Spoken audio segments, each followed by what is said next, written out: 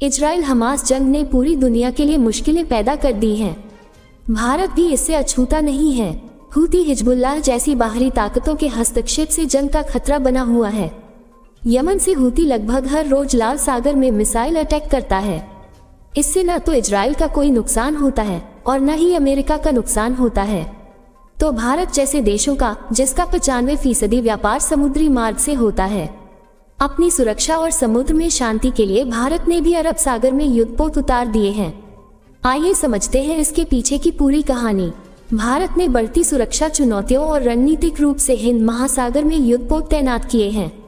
भारतीय नौसेना ने कोलकाता और विशाखापट्टनम के अपने सभी 5 युद्धपोत अरब सागर में उतारे हैं। इनमें INS मोमुगाओ, INS Kochi, INS Kolkata, INS Chennai और INS विशाखापट्टनम की तैनाती की गई है। इनके अलावा तलवार क्लास फ्रिगेट INS त्रिशूल 2 MQ-9 प्रीडेटर बी ड्रोन और P-8I एयरक्राफ्ट को भी अरब सागर में तैनात किया गया है। इनका काम अरब सागर से लेकर अदन की खाड़ी तक निगरानी का होगा। हाल ही में लाइबेरियाई झंडे वाली एक शिप पर सुसाइड ड्रोन अटैक किया गया था। अमेरिका ने इसका आरोप ईरान पर लगाया, जिसके पास ड्रोन्स का जखीरा है। हालांकि ईरान ने इस हमले से इनकार किया है। शिप सऊदी अरब से तेल लेकर भारत के मंगलुरु आ रहा था, जिस पर गुजरात तक के एक्सक्लूसिव जोन में पहुंचने से पहले ही ड्रोन हमले की चपेट में आ गया। हालांकि इस हमले में कोई हताहत नहीं हुआ। यही वजह है कि भारत को इन क्षेत्र में सी लेन की सुरक्षा के लिए युद्ध जहाजों की तैनाती करनी पड़ी। इस तैनाती का उद्देश्य क्षेत्र में समुद्री व्यापार सुनिश्चित करना और किसी भी सुरक्षा चुनौतियों से निपटना है। विध्वंसक जहाज भारत की नौसेना का हिस्सा होने के नाते अरब सागर में समुद्री सुरक्षा के लिए संभावित खतरों को रोकने के लिए रणनीतिक रूप से तैनाती की गई है।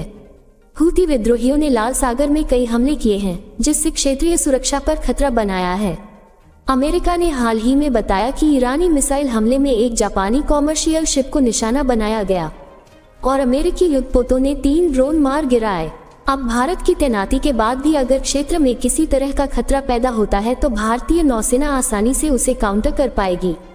हिंद महासागर क्षेत्र IOR में भारत का रणनीतिक महत्व बहुत बड़ा है, क्योंकि हुर्मुज स्ट्रेट और मलक्का स्ट्रेट सहित महत्वपूर्ण समुद्री मार्गों और चोक पॉइंट्स की सुरक्षा और स्थिरता सुनिश्चित करने की जिम्मेदारी भारत की है।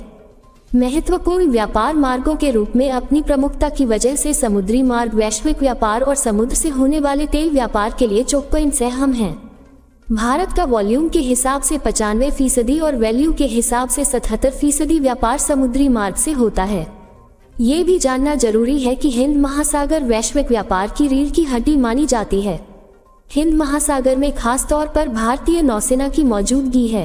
INS दिल्ली में कमांडिंग ऑफिसर रहे वाइस एडमिरल अनूप सिंह कहते हैं कि हिंद महासागर तक पहुंच और निकासी पूर्व में मलक्का और लोम्बोक स्ट्रेट जैसे चोक पॉइंट्स के रास्ते होती है। दुनिया का 40% तेल और गैस होर्मुज स्ट्रेट के रास्ते होता है। ये बाबल मंडप में पड़ता है, जहां कभी समुद्री डाकुओं का वर्चस्व हुआ करता था। हिंद महासागर में ऐसे 9 चोक पॉइंट्स हैं और इनकी सुरक्षा भारत के हाथों में है। मसलन दक्षिण अफ्रीका और ऑस्ट्रेलिया भी इस तरह की समुद्री सुरक्षा के लिए भारत पर ही निर्भर है। अमेरिका ने व्यापारियों की सुरक्षा के लिए ऑपरेशन प्रॉस्पेरिटी गार्डियन लॉन्च किया है। केन टैंकर घटना के ठीक 4 दिन बाद अमेरिकी युद्धपोतों और लड़ाकू विमानों ने 10 घंटे में 12 आत्मघाती ड्रोन, 3 एंटीशिप बैलिस्टिक मिसाइल और 2 क्रूज मिसाइलों को मार गिराया था। भारतीय नौसेना ने अपने व्यापारिक जहाजों की सुरक्षा के लिए अरब सागर और अदन की खाड़ी तक में विध्वंसक और युद्धपोत तैनात किए हैं। रक्षा मंत्री राजनाथ सिंह ने भी समुद्र की गहराई से अपराधी को ढूंढने की अपील की। चीनी विस्तारवाद का मुकाबला करने के लिए दक्षिण चीन सागर से भारत की निकटता जरूरी है। खासकर कैंपबेल खाड़ी में भारत का एयरबेस मलक्का स्ट्रेट के करीब स्थित है। रणनीतिक रूप से यह काफी महत्वपूर्ण है, क्योंकि इससे भारत दक्षिण चीन सागर में स्थिरता और सुरक्षा सुनिश्चित कर पाता है। अपने रणनीतिक चोक पॉइंट्स के सहारे भारत इस क्षेत्र में चीनी आक्रामकता के खिलाफ संतुलन बनाए रखने में बड़ी भूमिका अदा करता है। पूर्व वाइस एडमिरल अनूप सिंह बताते हैं कि युद्धपोतों की तैनाती अलग अलग की गई है, क्योंकि सभी युद्धपोतों को एक साथ तैनात नहीं किया जा सकता।